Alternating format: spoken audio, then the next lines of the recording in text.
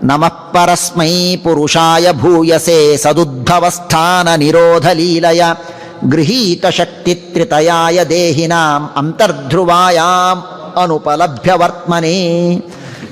ಸರ್ವೋತ್ತಮನಾದಂತಹ ಭಗವಂತನಿಗೆ ನಮಸ್ಕಾರ.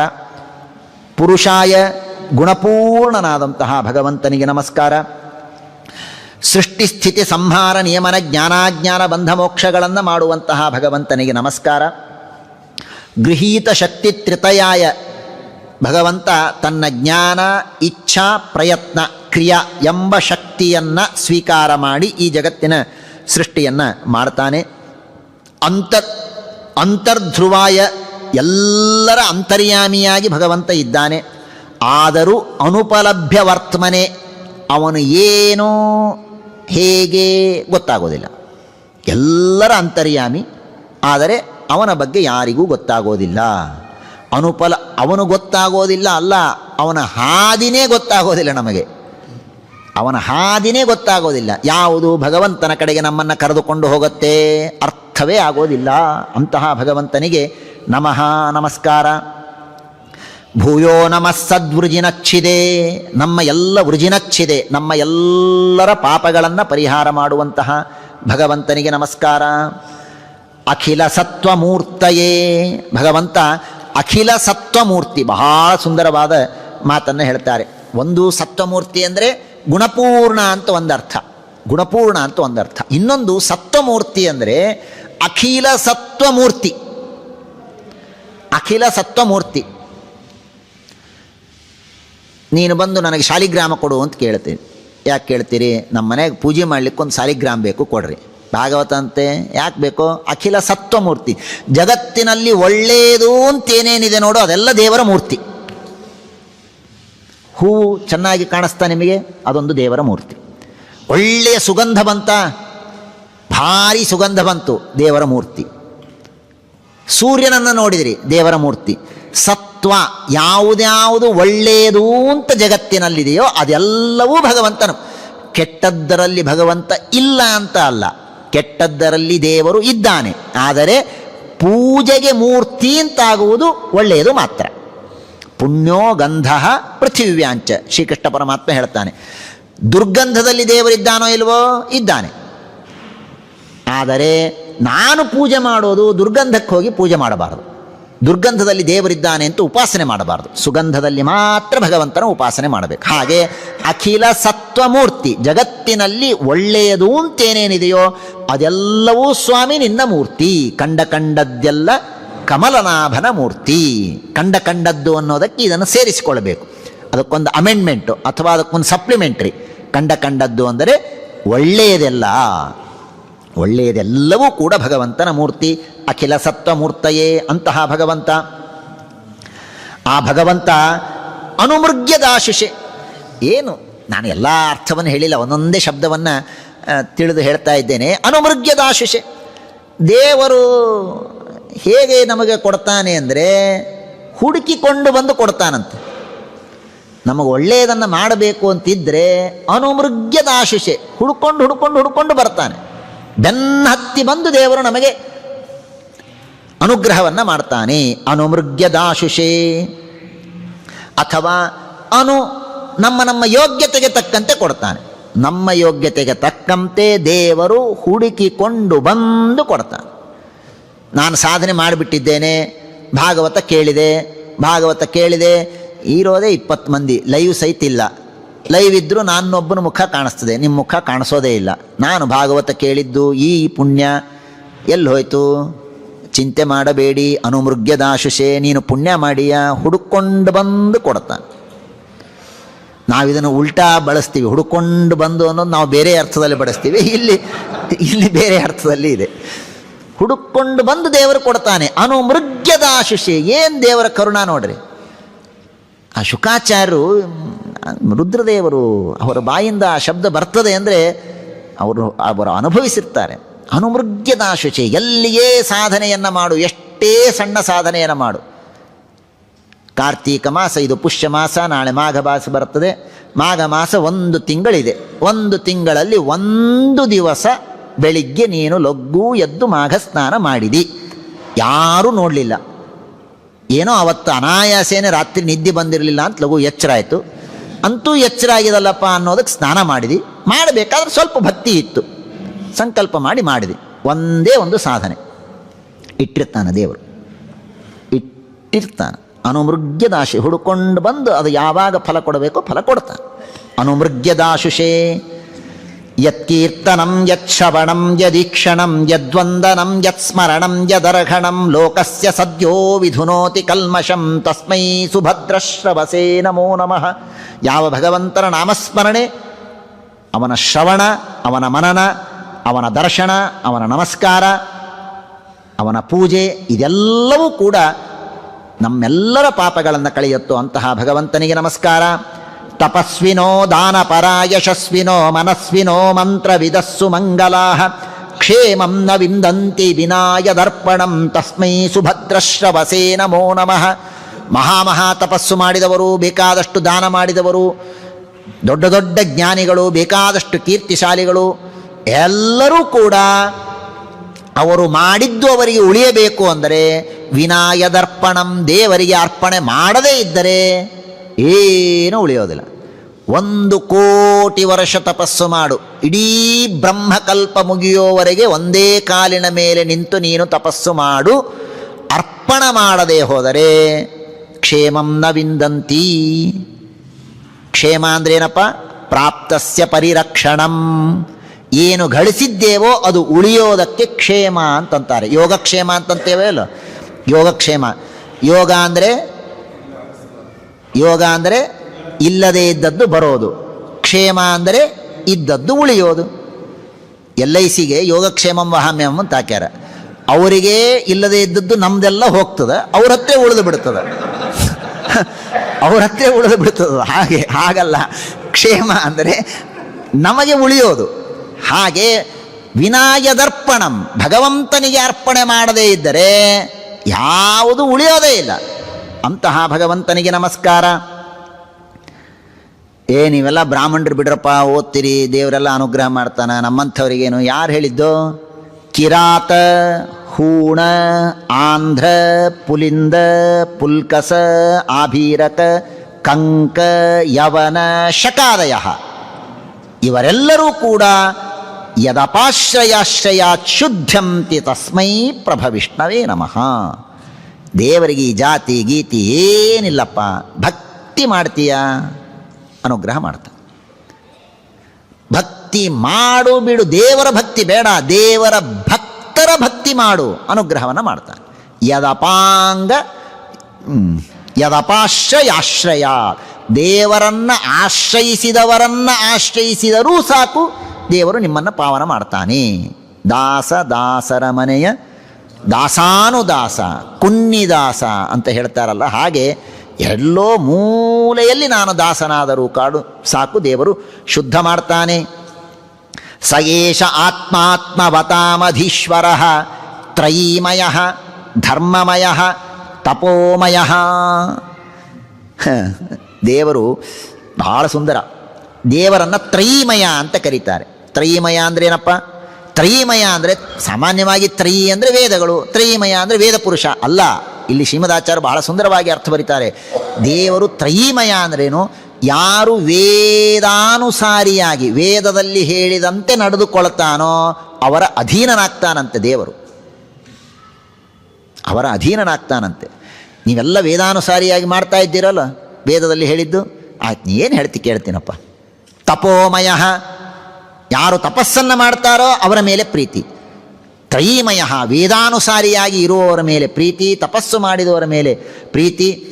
ಧರ್ಮದಿಂದ ಇದ್ದಾರ ಅವರಿಗೆ ವಶ. ಶ್ರೀಮದಾಚಾರ್ಯ ಹೇಳ್ತಾರೆ ಈ ಅರ್ಥವನ್ನು, ವಶಾನುಗಃ ವಶಗಃ, ವೇದಾನುಸಾರಿ ವಶಗಃ ಅಂತ ಶ್ರೀಮದಾಚಾರ್ಯರು ಭಾಗವತ ತಾತ್ಪರ್ಯದಲ್ಲಿ ಹೇಳ್ತಾರೆ. ಯಾರು ವೇದಾನುಸಾರಿಯಾಗಿ ತನ್ನ ಜೀವನವನ್ನು ನಡೆಸ್ತಾನೋ ಅವರಿಗೆ ವಶನಾಗಿ ದೇವರು ಇರ್ತಾನೆ.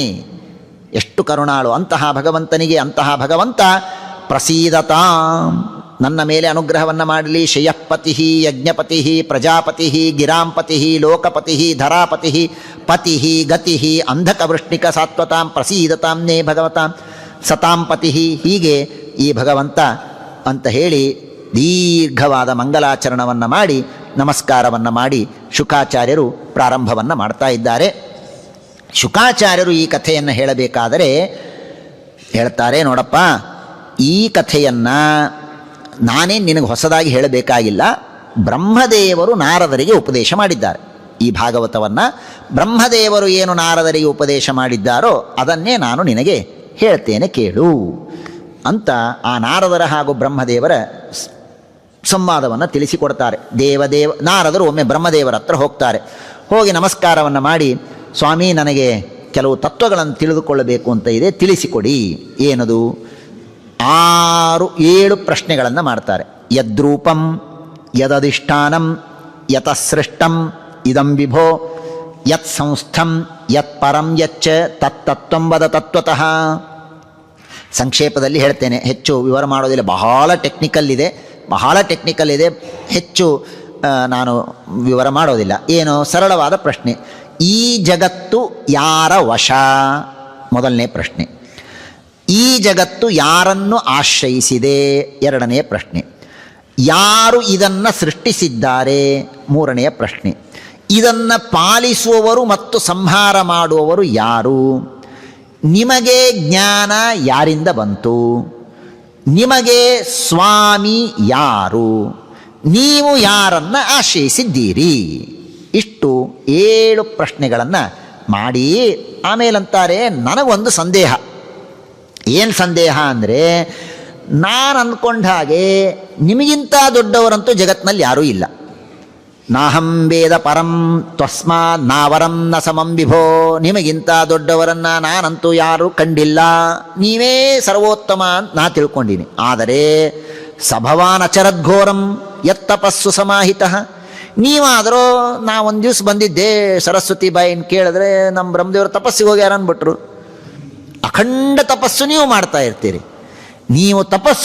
ಇರ್ತೀರಿ, ನಾನು ಅಂದ್ಕೊಂಡದ್ದು ನೀವೇ ದೊಡ್ಡವರು ಅಂತ. ಇದು ಹೇಗೆ? ಹಾಗಾದರೆ ನೀವು ತಪಸ್ಸು ಮಾಡ್ತೀರಿ ಅಂದರೆ ನಿಮಗಿಂತ ದೊಡ್ಡವರು ಯಾರಾದರೂ ಇದ್ದಾರಾ? ನೀವ್ಯಾಕೆ ತಪಸ್ಸು ಮಾಡ್ತಾ ಇದ್ದೀರಿ? ಏತನ್ಮೇ ಪೃಚ್ಛತಃ ಸರ್ವಂ ಸರ್ವಜ್ಞ ಸಕಲೇಶ್ವರ. ಇದೆಲ್ಲವನ್ನು ಕೂಡ ನನಗೆ ತಿಳಿಸಿಕೊಡಿ ಎಂಬುದಾಗಿ ವಿಜಾನೀಹಿ. ಇದು ಸುಮ್ಮನೆ ತಿಳ್ಕೊಂಡಿರಿ, ಮೇಲಿಂದ ಮೇಲೆ ಇದು ಬರುತ್ತೆ. ಏನಿದೆ ಅಂದರೆ, ಬ್ರಹ್ಮದೇವರಿಗೆ ನಾರದರು ಪ್ರಶ್ನೆ ಮಾಡ್ತಾರೆ. ಏನಂತ ಪ್ರಶ್ನೆ ಮಾಡಿದ್ರು? ಇದೆಲ್ಲವನ್ನೂ ಕೂಡ, ಹೇ ಸರ್ವಜ್ಞರಾದ ಬ್ರಹ್ಮದೇವರೇ, ಇದೆಲ್ಲವನ್ನೂ ಕೂಡ ತಿಳಿಸಿರಿ ಅನ್ನಬೇಕೋ ಇಲ್ಲೋ? ತಿಳಿಯಿರಿ ಅಂದ್ಬಿಟ್ರು. ವಿಜಾನೀಹಿ, ನೀವು ತಿಳಿಯಿರಿ. ಬ್ರಹ್ಮದೇವರಿಗೆ ಪ್ರಶ್ನೆ ಎಲ್ಲ ಮಾಡಿ, ಇಷ್ಟೆಲ್ಲ ಪ್ರಶ್ನೆ ಮಾಡಿ, ವಿಜಾನೀಹಿ, ನೀವು ತಿಳಿಯಿರಿ. ಇದಕ್ಕರ್ಥವನ್ನು ಶ್ರೀಮದಾಚಾರ್ಯರು ತೈತ್ತಿರೀಯ ಉಪನಿಷತ್ತಿನಲ್ಲಿ ಅನೇಕ ಕಡೆ, ವಿಜಾನೀಹಿ ಅಂದರೆ ನನಗೆ ತಿಳಿಯುವ ಯೋಗ್ಯತೆ ಇಲ್ಲ, ನೀವೇ ನನ್ನಲ್ಲಿ ನಿಂತು ಇದನ್ನು ತಿಳಿಸಿರಿ ಅಂತ ಅಭಿಪ್ರಾಯ ಇದ್ದಾಗ ವಿಜಾನೀಹಿ ಅಂತನ್ನೋದು.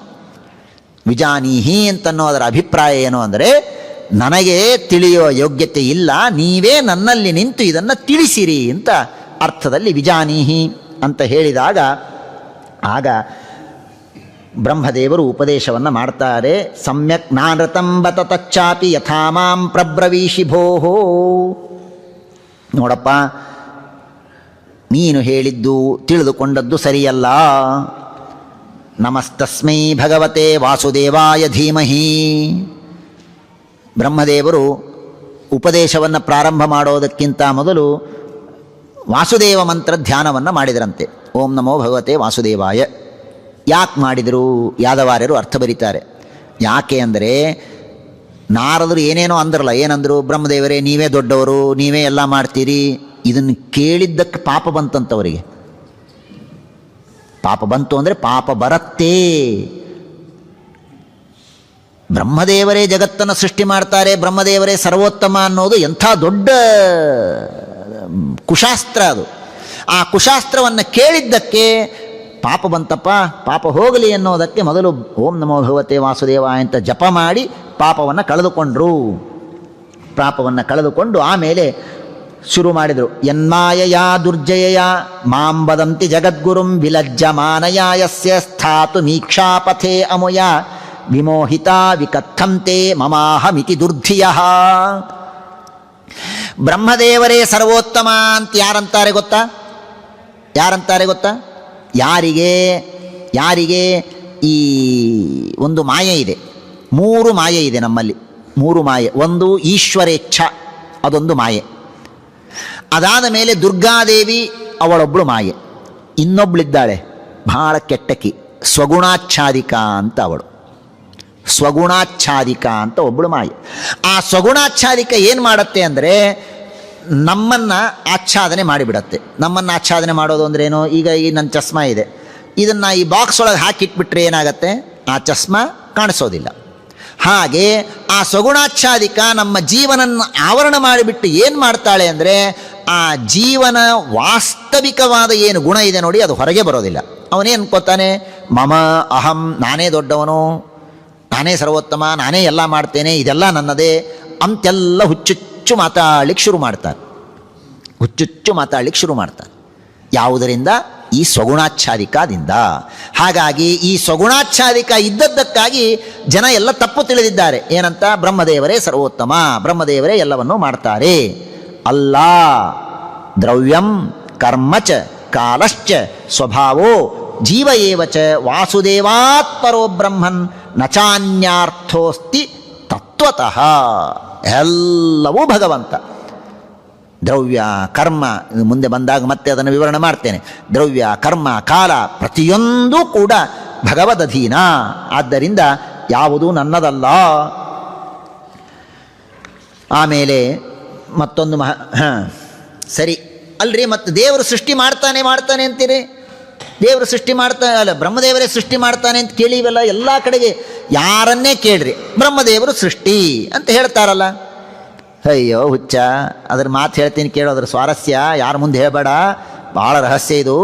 ತಸ್ಯಾಪಿ ದ್ರಷ್ಟುರೀಶಸ್ಯ ಕೂಟಸ್ಥಸ್ಯ ಅಖಿಲಾತ್ಮನಃ ಸೃಜ್ಯಂ ಸೃಜಾಮಿ. ಏನು ಭಾಗವತದ ನಾವು ರಾಜೀವ ಅವರು ಪೂರ್ಣ ಮುಗಿಸ್ಬೇಕು ಅಂತಂದದ್ದಕ್ಕೆ ನಾನು ಮುಗಿಸ್ತಾ ಇದ್ದೇನೆ. ಮತ್ತು ಅವರು ನೆಕ್ಸ್ಟ್ ಡೇಟ್ ಕೊಟ್ಟಾರ, ಬರೀ ಒಂದೊಂದೇ ಸ್ಕಂದ ಹೇಳ್ರಿ ಅಂತ. ಆವಾಗ ವಿಸ್ತಾರವಾಗಿ ಹೇಳ್ತೇನೆ. ಸೃಜ್ಯಂ ಸೃಜಾಮಿ, ಸೃಜ್ಯಂ ಸೃಜಾಮಿ. ನನ್ನ ಮಗಳಿದ್ದಾಳೆ, ಆ ಮಗಳಿಗೆ ಏನೋ ಮಾಡಬೇಕು ಅಂತ ಅಪೇಕ್ಷೆ. ಅವ್ರ ಅಕ್ಕಂದ್ರೆಲ್ಲ ಏನೋ ಮಾಡಿದ್ರು, ನನ್ನ ಸಣ್ಣ ಮಗಳಿಗೂ ಏನೋ ಮಾಡಬೇಕು ಅಂತ ಅಪೇಕ್ಷೆ. ಆದರೆ ಮಾಡಲಿಕ್ಕೆ ಬರೋದಿಲ್ಲ. ಏನು ಮಾಡಬೇಕು? ನಾನು ಹೋಗ್ತೇನೆ, ಎಲ್ಲ ತಯಾರು ಮಾಡಿಟ್ಬಿಡ್ತೇನೆ, ಕೇಕು ಗೀಕು ಎಲ್ಲ ಮಾಡಿ ಎಲ್ಲ ಮಾಡೋದು. ಅವಳ ಕೈಯಿಂದ ಹಿಂಗೆ ಮುಟ್ಸೇ ನಾನು ಕೇಕ್ ಮಾಡಿದೆ ಅಂತ ಸಂತೋಷದಿಂದ ಕುಣಿತಾಳೆ. ಈಗ ನಿಮ್ಮ ಮಕ್ಕಳಿಗೂ ಮಾಡಿದ್ದೀರಿ, ನನ್ನ ಮಕ್ಕಳೇ ಒಬ್ಬರು ಯಾಕೆ, ನಿಮ್ಮ ಮಕ್ಕಳಿಗೂ ಹಾಗೆ ಮಾಡ್ತೀರಿ. ಮಗುವಿನ ಕೈಯಲ್ಲಿ ಏನು ಮಾಡ್ತೇವೆ? ನಾವೆಲ್ಲ ರೆಡಿ ಮಾಡ್ತೇವೆ. ಏನೇನು ಹಾಕಬೇಕು, ಹುಳಿ, ಮಗು ಅಡುಗೆ ಮಾಡಬೇಕು ಅಂತ ಅಪೇಕ್ಷೆ ಪಡ್ತು. ಎಲ್ಲ ತಯಾರು ಮಾಡಿ ಎಲ್ಲ ಮಾಡಿ ಆ ಕೈಯಿಂದ ಒಂದು ಸೌಂಡ್ ಕೊಡೋದು, ಹೀಗೆ ಮಾಡಿಬಿಡ್ತದೆ, ಫೋಟೋ ತೆಗೆದುಬಿಡೋದು, ನಮ್ಮ ಕೂಸು ಅಡುಗೆ ಮಾಡಿತು. ಹೇಗೋ ಹಾಗೆ ನಾನು ಅಂತಂತಾರೆ ಬ್ರಹ್ಮದೇವರು. ಸೃಜ್ಯಂ ಸೃಜಾಮಿ. ದೇವರು ಎಲ್ಲ ರೆಡಿ ಮಾಡಿ ಕೊಡ್ತಾನೆ, ಎಲ್ಲ ರೆಡಿ ಮಾಡಿ ಕೊಡ್ತಾನೆ.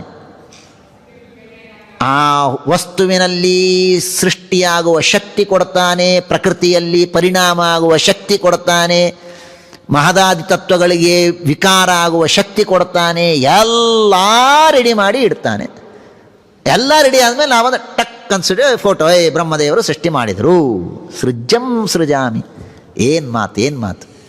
ಬ್ರಹ್ಮದೇವರು ಹೀಗೆ ಹೇಳ್ಕೋತಾರೆ, ನಮಗಿನ್ನೂ ಸೊಕ್ಕ ಹೋಗಿಲ್ಲ, ನಾನೇ ಮಾಡ್ತೇವೆ ಅಂತ ಅನ್ಕೋತೇವೆ. ಅಡಿಗೆ ನಾವು ಇದು ಬ್ರಹ್ಮದೇವರು ವಿಚಾರ ಬಿಟ್ಬಿಡಿ, ನಾವು ಇದನ್ನು ವಿಚಾರ ಮಾಡಬೇಕು.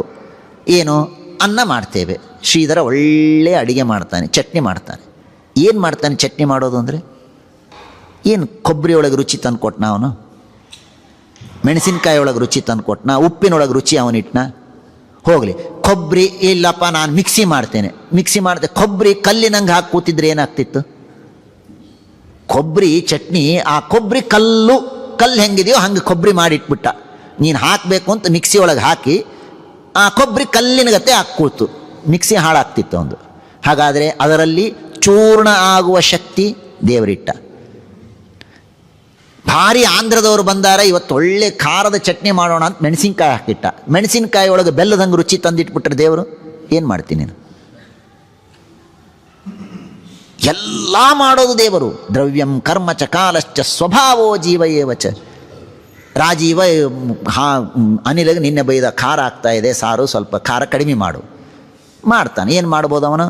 ಒಂದಿಷ್ಟು ಕಡಿಮೆ ಹಾಕ್ಬೋದು ಖಾರ ಪುಡಿ. ಮುಂದೇನು ಆ ಖಾರ ಪುಡಿಯೊಳಗೆ, ಮೆಣಸಿನಕಾಯಿ ಒಳಗೆ ಆ ಖಾರದ ಶಕ್ತಿ, ಆ ಉಪ್ಪಿನ ಖಾರ ಭಾಳ ಆಯಿತು ಅಂಥೇಳಿ ಸ್ವಲ್ಪ ತುಪ್ಪ ಹಾಕ್ರಿ ಅಂತ ಸಾರಿಗೆ ತುಪ್ಪ ಹಾಕ್ಸ್ಕೋತೀವಿ.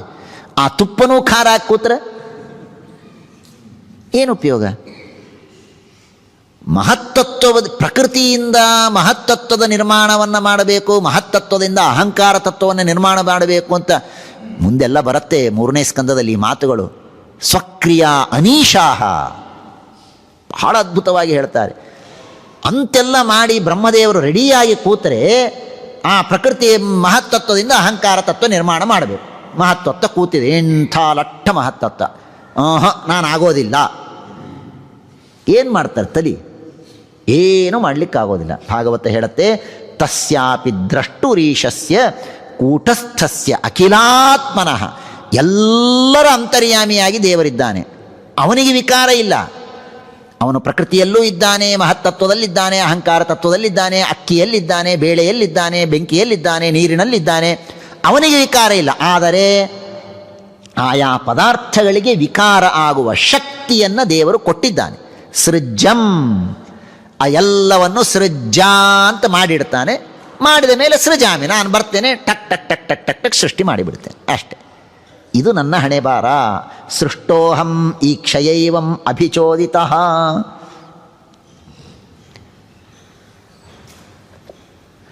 ಇಷ್ಟು ಮಾಡಿದ್ದಕ್ಕೆ ನನಗೆ ಪುರಾಣಗಳೆಲ್ಲ ಬ್ರಹ್ಮದೇವರು ಸ್ರಷ್ಟ ಅಂತ ಕರೀತಾರೆ.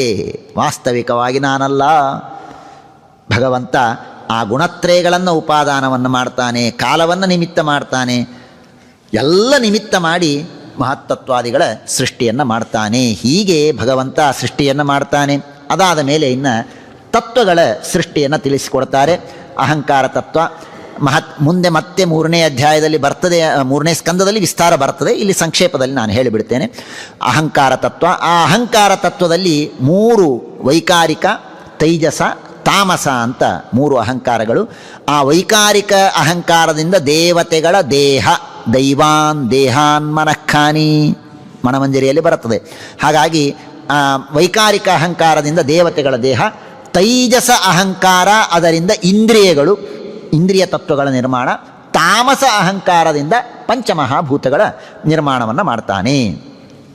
ಇದೆಲ್ಲ ನಿರ್ಮಾಣ ಆದ ಮೇಲೆ ಎಲ್ಲ ಆಗ್ತದೆ. ಎಲ್ಲ ನಿರ್ಮಾಣ ಆಯಿತು. ಅಲ್ಲಿ ಇಲ್ಲಿ ಎಲ್ಲ ಕಡೆಗೆ ಕೂತಿದ ಮೇಲೆ ಯಯೇತೆ ಅಸಂಗತಾಭಾವಾ ಭೂತೇಂದ್ರಿಯ ಮನೋಗುಣಾ. 32ನೇ ಶ್ಲೋಕ. ಪುಸ್ತಕ ನೋಡೋರಿಗೆ 5ನೇ ಅಧ್ಯಾಯ 32ನೇ ಶ್ಲೋಕ. ಯದಾಯತನ ನಿರ್ಮಾಣೇ ನಶೇಕುರ್ಬ್ರಹ್ಮವಿತ್ತಮ.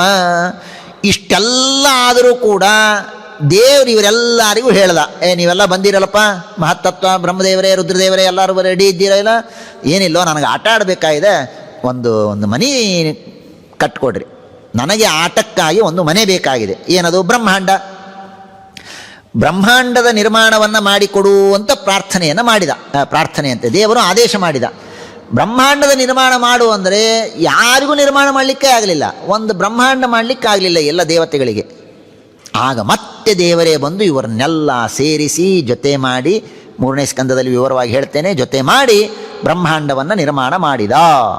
ಯದಾಯತನ ನಿರ್ಮಾಣೇ ನಶೇಕುರ್ ಬ್ರಹ್ಮವಿತ್ತಮ ಸದಸತ್ವಮುಪಾದಾಯ ನೋ ಭಯಂ ಸಸೃಜುರ್ಹ್ಯದ. ನೋಡಿ, ಭಾಗವತ ಅಲ್ಲಲ್ಲೇ ಅಷ್ಟರಲ್ಲೇ ಒಂದು ಸಣ್ಣ ಟಾಂಟ್ ಇಡತ್ತೆ. ಏನು? ಬ್ರಹ್ಮಾಂಡ ನಿರ್ಮಾಣ ಮಾಡಿದ ಅಂತ ಹೇಳಬೇಕೋ ಇಲ್ಲ? ಬ್ರಹ್ಮಾಂಡ ಅನ್ಲೇ ಇಲ್ಲ ಇಲ್ಲಿ. ಏನು ಶಬ್ದ? ನೋ ಭಯಂ. ನಮ್ಮೆಲ್ಲರಿಗೂ ಭಯ ಕೊಡುವ ವಸ್ತುವನ್ನು ನಿರ್ಮಾಣ ಮಾಡಿದ. ಏನದು ಭಯ ಕೊಡುವ ವಸ್ತು ಅಂದರೆ ಬ್ರಹ್ಮಾಂಡನೇ. ಬ್ರಹ್ಮಾಂಡದ ಹೊರಗೆ ಆರಾಮಿದ್ವಿ ನಾವು. ಈ ಬ್ರಹ್ಮಾಂಡ ಶುರುವಾಯಿತು, ಭಯ ಶುರುವಾಯಿತು. ಯಾಕಂದರೆ ಸಂಸಾರ ಬರೋದು ಇಲ್ಲೇನೆ. ನೋ ಭಯಂ. ನೋಡ್ರಿ, ಯಾರಿಗೆ ಅರ್ಥ ಆಗತ್ತೆ ರೀ ಇದು? ಯಾರಿಗೆ ಅರ್ಥ ಆಗತ್ತೆ? ಭಾಗವತ ಹೇಳ್ತು ನೋ ಭಯಂ. ಭಯವನ್ನು ದೇವರು ಸೃಷ್ಟಿ ಮಾಡಿದ. ಶ್ರೀಮದಾಚಾರ್ಯ ಅರ್ಥ ಬರಿಬೇಕು ಅಂದರೆ ಗೊತ್ತಾಗತ್ತೆ. ಶ್ರೀಮದಾಚಾರ್ಯ ಅರ್ಥ ಬರೆದರು, ನೋ ಭಯಂ, ನಮಗೆ ಸಂಸಾರಕ್ಕೆ ಕೊಡುವಂತಹ ಈ ಬ್ರಹ್ಮಾಂಡವನ್ನು ಸೃಷ್ಟಿ ಮಾಡಿದ ಅಂತ ಅರ್ಥವನ್ನು ಬರೀತಾರೆ. ಆಮೇಲೆ ಆ ಭಗವಂತ ಸೃಷ್ಟಿ ಮಾಡಿದ. ಆಮೇಲೆ ಅದೇ ಭಗವಂತನೇ ಒಂದು ದೊಡ್ಡ ರೂಪ ತಗೊಂಡ, ಪುರುಷ ರೂಪ, ಪುರುಷಾಂತ ರೂಪ. 2 ಬ್ರಹ್ಮದೇವರಿಗೂ ಪುರುಷಾಂತ ಒಂದು ಹೆಸರಿದೆ, ಆ ಬ್ರಹ್ಮಾಂತರ್ಯಾಮಿಯಾದ ಭಗವಂತನಿಗೂ ಪುರುಷಾಂತ ಹೆಸರಿದೆ. ಆ ಪುರುಷ ರೂಪಿಯಾದಂತಹ ಭಗವಂತನಿಂದಲೇ ಎಲ್ಲ ಲೋಕಗಳು ನಾವೇನು ಆವಾಗ ನೋಡಿದ್ವಲ್ಲ, ಪಾತಾಳಮೇತಸ್ಯ ಹಿ ಪಾದ ಮೂಲಂ, ಆ ಭಗವಂತನಿಂದಲೇ ಈ ಎಲ್ಲ ಲೋಕಗಳು ಸೃಷ್ಟಿಯಾಗತ್ತೆ. ಆ ಲೋಕಗಳ ಸೃಷ್ಟಿ. ಆಮೇಲೆ ಪುರುಷ ಸೂಕ್ತದ ಅರ್ಥವನ್ನು ವಿವರಣೆ ಮಾಡ್ತಾರೆ. ಬಹಳ ಸುಂದರವಾಗಿದೆ. ಹೆಚ್ಚು ವಿವರ ಮಾಡೋದಿಲ್ಲ, ಬಹಳ ತಿಳಿದುಕೊಳ್ಳಬೇಕಾದದ್ದಿದೆ. ಇರಲಿ. ಪುರುಷ ಸೂಕ್ತ, ಆ ಪುರುಷ ಸೂಕ್ತವನ್ನು ಭಾಗವತ ಅನುವಾದ ಮಾಡುತ್ತೆ. ಬಹಳ ಚೆನ್ನಾಗಿ ಅದಕ್ಕೆ ಅರ್ಥಗಳನ್ನೆಲ್ಲ, ಪುರುಷ ಸೂಕ್ತದ ಅರ್ಥಗಳನ್ನೆಲ್ಲ ತಿಳಿಸಿಕೊಡುತ್ತದೆ. ವಾಚೋ ಮುಖಂ ವನ್ಯೇರ್ ಮುಖಂ. ಆಮೇಲೆ ಆ ಭಗವಂತನ ಅವಯವಗಳಿಂದ ಒಂದೊಂದೇ ಇದು ಬರಲಿಕ್ಕೆ ಶುರುವಾಗತ್ತೆ. ವಾಯು, ಎಲ್ಲ ದೇವತೆಗಳ ಸೃಷ್ಟಿ ಎಲ್ಲ ಆಗ್ತದೆ. ಬ್ರಹ್ಮದೇವರು ಒಂದು ಮಾತನ್ನು ಹೇಳ್ತಾರೆ, ಇದು ಬಹಳ ಮಹತ್ವದ್ದು. 12ನೇ ಶ್ಲೋಕ, 6ನೇ ಅಧ್ಯಾಯ. ಅಹಂ ಭವಾನ್ ಭವಶ್ಚೈವ. ನೋಡಪ್ಪ, ನಾನು, ಭವಾನ್ ನೀನು, ಭವಃ ರುದ್ರದೇವರು, ಯ ಇಮೇ ಮುನಯೋ ಅಗ್ರಜಾಹ, ಈ ನನ್ನ ಮಕ್ಕಳಿದ್ದಾರಲ್ಲ, ಮರೀಚಿ, ಅತ್ರಿ, ಪುಲ ಏನು ಅವರೆಲ್ಲ, ಸುರ, ಅಸುರ, ನರ, ನಾಗ, ಗಾವ, ಮೃಗಸರೀಸೃಪಾಹ, ಗಂಧರ್ವ, ಅಪ್ಸರಸ, ಯಕ್ಷ, ರಕ್ಷ, ಭೂತ, ಭೂತಗಣ, ಉರಗ, ಪಶು, ಪಿತೃ, ಸಿದ್ಧ, ವಿದ್ಯಾಧರ, ಚಾರಣ, ದ್ರುಮ, ಅನ್ಯೇಚ ವಿವಿಧ ಜೀವಾಹ, ಎಲ್ಲ ತರಹ ಜೀವರಾಶಿಗಳು, ಜಲ ನೀರಿನಲ್ಲಿರುವವರು, ಸ್ಥಳ ಸ್ಥಳದಲ್ಲಿರುವವರು, ನಭೋಕಸಹ ಆಕಾಶದಲ್ಲಿ ಹಾರಾಡುವವರು, ಗ್ರಹಗಳು, ನಕ್ಷತ್ರಗಳು, ಕೇತುಗಳು, ತಾರಾಮಂಡಲ, ತಡಿತ, ಸ್ತನಯಿತ್ತವ, ಸರ್ವಂ ಪುರುಷ ಏವೇದಂ. ಇದೆಲ್ಲವೂ ಭಗವಂತನ ಅಧೀನ. ಪುರುಷ ಸೂಕ್ತ ಇನ್ನೇನು ಹೇಳುತ್ತೆ? ಪುರುಷ ಏವ ಇದಂ ಸರ್ವಂ. ಇಷ್ಟು ಅಭಿಷೇಕ ಮಾಡ್ತೀರಿ. ಅಭಿಷೇಕ ಮಾಡುವ ಸಂದರ್ಭದಲ್ಲಿ ಪುರುಷ ಸೂಕ್ತ ಅಂತೇವೆ. ಎಲ್ಲ ನೆನಪಾಗುತ್ತೋ ಬಿಡುತ್ತೋ, ಇದನ್ನು ನೆನಪು ಮಾಡ್ಕೊಳ್ಳಿ. ಪುರುಷ ಏವ ಇದಂ ಸರ್ವಂ. ಅರ್ಥ ಏನು? ಎಲ್ಲವೂ ನಿಮ್ಮ ತಲೆಯಲ್ಲಿ ಎಲ್ಲವೂ ಅಂತಂದಾಗ ಏನೇನು ತಲೆಗೆ ಬರುತ್ತೋ ಎಲ್ಲ ತಗೊಳ್ರಿ. ಎಲ್ಲವೂ ಪುರುಷ ಏವ, ಎಲ್ಲವೂ ಭಗವಂತನ ಅಧೀನ, ಎಲ್ಲವೂ ಭಗವಂತನ ಅಧೀನ. ಭೂತಂ ಭವ್ಯಂ ಭವಚ್ಚಯತ್. ಈಗಿದ್ದದ್ದು ಅಷ್ಟೇ ಅಲ್ಲ, ಹಿಂದೆ ಆದದ್ದು, ಮುಂದೆ ಆಗುವುದು, ಎಲ್ಲವೂ ಭಗವಂತನ ಅಧೀನ, ಎಲ್ಲವೂ ಭಗವಂತನ ಅಧೀನ. ಶ್ರಾದ್ದ ಮಾಡಲಿಕ್ಕೆ ಅಧಿಕಾರ ಇದ್ದವರು ಪಿತೃಪಿತಾಮಹ ಪ್ರಪಿತಾಮಹಾನಾಂ. ಭೂತ, ಹಿಂದಾದವರು, ಪುರುಷ ಏವ ಇದಂ, ಅವರೆಲ್ಲರೂ ಭಗವಂತನ ಅಧೀನ. ಮುಂದೆ ಮಕ್ಕಳು, ಮೊಮ್ಮಕ್ಕಳು, ಅವ್ರ ಮಕ್ಕಳು ಇನ್ನೂ ಆಗಿಲ್ಲ, ಆಗ್ತಾರೋ ಇಲ್ವೋ, ಭವಚ್ಚಯತ್, ಅವರು ಭಗವಂತನ ಅಧೀನ. ಈಗಲೇ ಚಿಂತನೆ ಮಾಡಿಬಿಡಬೇಕು. ಪುರುಷ ಏವ ಇದಂ ಸರ್ವಂ ಭೂತಂ ಭವ್ಯಂ ಭವಚ್ಚಯತ್. ಹೀಗೆ ಎಲ್ಲವೂ ಭಗವಂತನ ಅಧೀನ ಎಂಬುದಾಗಿ ತಿಳಿಯಬೇಕು. ಭಗವಂತನಿಗೆ ತ್ರಿಮೂರ್ಧ ಅಂತ ಕರೀತಾರೆ. ದೇವರಿಗೆ ತ್ರಿಮೂರ್ಧ ಅಂತ ಕರೀತಾರೆ. ಯಾಕೆ ದೇವರಿಗೆ ತ್ರಿಮೂರ್ಧ ಅಂತ ಕರೀತಾರೆ ಅಂದರೆ, ದೇವರಿಗೆ 3 ತಲೆ ಇದೆ. 3 ತಲೆ. ಆ 3 ತಲೆಯಿಂದ ದೇವರು 3 ಲೋಕವನ್ನು ಹೊತ್ತಿದ್ದಾನೆ. ಒಂದು ಶ್ವೇತದ್ವೀಪ, ಅನಂತಾಸನ, ವೈಕುಂಠ. ಹಾಗಾಗಿ ತ್ರಿಮೂರ್ಧ. ತ್ರಿಮೂರ್ಧ್ನೋ ಅಧಾಯಿ ಮೂರ್ಧಸು ಭಾಗವತ ಹೇಳುತ್ತೆ. 3 ತಲೆಗಳನ್ನು ಹೊತ್ತಿದ್ದಾನೆ. ಆ 3 ತಲೆಗಳು ನಮಗೆ 3 ವರವನ್ನು ಕೊಡುತ್ತೆ. ಅಮೃತಂ, ಕ್ಷೇಮಂ, ಅಭಯಂ. ಅಮೃತಂ, ಕ್ಷೇಮಂ, ಅಭಯಂ. ಒಂದು ಅಮೃತತ್ವವನ್ನು ಕೊಡುತ್ತೆ, ಅಮೃತ ನಮಗೆ ಮರಣವನ್ನು ಪರಿಹಾರ ಮಾಡುತ್ತೆ. ಇನ್ನೊಂದು ಕ್ಷೇಮವನ್ನು ಕೊಡುತ್ತೆ, ಮತ್ತೊಂದು ಅಭಯವನ್ನು ಕೊಡುತ್ತೆ. ಹೀಗೆ ಭಗವಂತನ 3 ತಲೆಗಳನ್ನು ಚಿಂತನೆ ಮಾಡಬೇಕು. ಸರಿ, ಬ್ರಹ್ಮದೇವರು ಎಷ್ಟೆಲ್ಲ ದೇವರು ಉಪಕಾರ ಮಾಡಿದ್ದಾನಪ್ಪ, ಇಷ್ಟು ಉಪಕಾರ ಮಾಡಿದ್ದಾನೆ ದೇವರು, ಹಾಗಾದರೆ ದೇವರಿಗೆ ಪೂಜೆ ಮಾಡೋಣ ಅಂತ ಹೊರಟರು. ದೇವರಿಗೆ ಪೂಜೆ ಮಾಡೋಣ ಅಂತ ಹೊರಟ್ರೆ, ನಾವಿಂದಂ ಯಜ್ಞ ಸಂಭಾರಾನ್ ಪುರುಷ ಅವಯವಾನ್ರತೆ. ದೇವರಿಗೆ ಪೂಜೆ ಮಾಡೋಣ ಅಂತ ಹೊರಟ್ರೆ ಬ್ರಹ್ಮದೇವರಿಗೊಂದು ಅಪೇಕ್ಷೆ ಇತ್ತು. ಏನು ಅಂದರೆ, ಇಷ್ಟೆಲ್ಲ ದೇವರು ಮಾಡ್ಯಾನ, ಮತ್ತೇನು ಪ್ರತಿ ಸತಿ ದೇವರಿಗೆ ಕೇಳೋದು? ಏನಾದರೂ ಒಂದು ಸ್ಪೆಷಲ್ ವಸ್ತು, ಅಪರೂಪದ ವಸ್ತು, ದೇವರು ಸೃಷ್ಟಿ ಮಾಡದೇ ಇರುವ, ದೇವರಿಗೆ ಸಂಬಂಧ ಇಲ್ಲದ ಒಂದು ಸರ್ಪ್ರೈಸ್ ವಸ್ತು ಕೊಡೋಣ ಅಂತ ಹುಡುಕಿದ್ರಂತೆ. ಹುಡುಕಿ ಹುಡುಕಿ ಹುಡುಕಿ ಹುಡುಕಿ ನಾವಿಂದಂ ಯಜ್ಞ ಸಂಭಾರಾನ್, ಏನೂ ಸಿಗಲಿಲ್ಲ. ಪುರುಷಾವಯವಾನ್ರತೆ, ಏನೇನಿತ್ತೋ ಎಲ್ಲ ದೇವರ ಅವಯವಗಳಿಂದೇ ಹುಟ್ಟಿದ್ದು. ಮಂತ್ರ, ತಂತ್ರ, ದರ್ಭ, ಇಟ್ಟಂಗಿ, ತುಪ್ಪ, ಮಣ್ಣು ಎಲ್ಲವೂ ದೇವರಿಂದಲೇ ಬಂದದ್ದು. ಅದನ್ನೇ ಇಟ್ಟುಕೊಂಡು ತಮೇವ ಪುರುಷಂ ಯಜ್ಞಂ, ಆ ಭಗವಂತನ ಯಜ್ಞೇನ ಯಜ್ಞಮ ಯಜಂತ ದೇವಾಸ್ತಾನಿ ಧರ್ಮಾಣಿ ಪ್ರಥಮಾನ್ಯ ಆಸನ್ ಆ ಮಂತ್ರದ ಅರ್ಥ. ಹಾಗಾಗಿ ಆ ಪುರುಷನಾಮಕನಾದಂತಹ ಭಗವಂತನ ಯಜ್ಞವನ್ನು ಮಾಡಿದ್ದಾರೆ. ನತೆ ಇತಿ ಸೃಜಾಮಿ ತನ್ನಿಯುಕ್ತೋಹಂ ಹರೋ ಹರತಿ ತದ್ವಶಃ. ಆದ್ದರಿಂದ ಭಗವಂತನ ಪ್ರೇರಣೆಯಿಂದ ನಾನು ಸೃಷ್ಟಿಯನ್ನು ಮಾಡ್ತೇನೆ, ಭಗವಂತನ ಪ್ರೇರಣೆಯಿಂದ ರುದ್ರದೇವರು ಸಂಹಾರವನ್ನು ಮಾಡ್ತಾರೆ. ಆ ಭಗವಂತನೇ ನಮ್ಮಲ್ಲಿ ಇದ್ದು ಬ್ರಹ್ಮರೂಪದಿಂದ ನನ್ನಲ್ಲಿ ಇದ್ದು ಸೃಷ್ಟಿಯನ್ನು ಮಾಡ್ತಾನೆ, ರುದ್ರರೂಪದಿಂದ ರುದ್ರನಲ್ಲಿ ಇದ್ದು ಸೃಷ್ಟಿಯನ್ನು ಸಂಹಾರವನ್ನು ಮಾಡ್ತಾನೆ, ಸ್ವಯಂ ಭಗವಂತ ಪಾಲನವನ್ನು ಮಾಡ್ತಾನೆ. ಇದು ಭಗವಂತನ ಅಧೀನ. ನೋಡಪ್ಪ, ಇಷ್ಟೆಲ್ಲ ಹೇಳ್ತಾ ಇದ್ದೇನೆ ಅಂದರೆ ಏನೋ ಹೇಳ್ತಾರೆ ಇವರು ದಡ್ರಿದ್ದಾರೆ, ಅವ್ರಿಗೇನು ಸಾಮಾನ್ಯ ವ್ಯಕ್ತಿ ಬ್ರಹ್ಮ, ಅವನಿಗೆ ದೇವ್ರ ಮಹಿಮಾ ದೊಡ್ಡದು ಅಂತ ಅನಿಸೋದೇನು ಆಶ್ಚರ್ಯ ಅಲ್ಲ. ಯಾರು ಭಾಳ ದೊಡ್ಡ ವ್ಯಕ್ತಿಗಳಿರ್ತಾರೆ ಅವ್ರಿಗೇನು ದೇವ್ರದ್ದು ಆಶ್ಚರ್ಯ ಅನ್ನಿಸ್ಲಿಕ್ಕಿಲ್ಲ. ಅನ್ಕೋಬೇಡ, ಹಾಗನ್ಕೋಬೇಡ. ನಾನು ಸಾಮಾನ್ಯನಲ್ಲ. ನ ಭಾರತೀ ಮೇಂಗ ಮೃಷೋಪಲಕ್ಷ್ಯತೆ. ಅನಾದಿ ಕಾಲದಿಂದ ಅನಂತ ಕಾಲದವರೆಗೆ ನಾನೊಂದು ಮಾತಾಡೀನಿ ಅದು ತಪ್ಪು ಅಂತಾಗಿಲ್ಲ. ಸುಳ್ಳು ಮಾತು ನಾನು ಆಡಿಲ್ಲ. ಏನೋ ಬ್ರಹ್ಮದೇವರು ಕ್ಯಾಶುವಲಿ ಹೇಳ್ಯಾರ, ಹಂಗಿರಲಿಲ್ಲ, ನೋ ಚಾನ್ಸ್. ಬ್ರಹ್ಮದೇವರಲ್ಲ, ಅನಾದಿ ಕಾಲದಿಂದ ರುಜುಗಳು ಅಲ್ಲ, ರುಜು ಪದವಿಗೆ ಬರಲು ಯೋಗ್ಯರಾದಂತಹ ಏನು ಜೀವರಾಶಿಗಳು ಅನಂತ ಅನಂತ ಇದ್ದಾರೋ ಅವರೂ ಕೂಡ ಎಂದೆಂದಿಗೂ ಒಂದೇ ಒಂದು ಸುಳ್ಳು ಮಾತಾಡಿಲ್ಲ, ಒಂದೇ ಒಂದು ಅಯಥಾರ್ಥ ಹೇಳಿಲ್ಲ.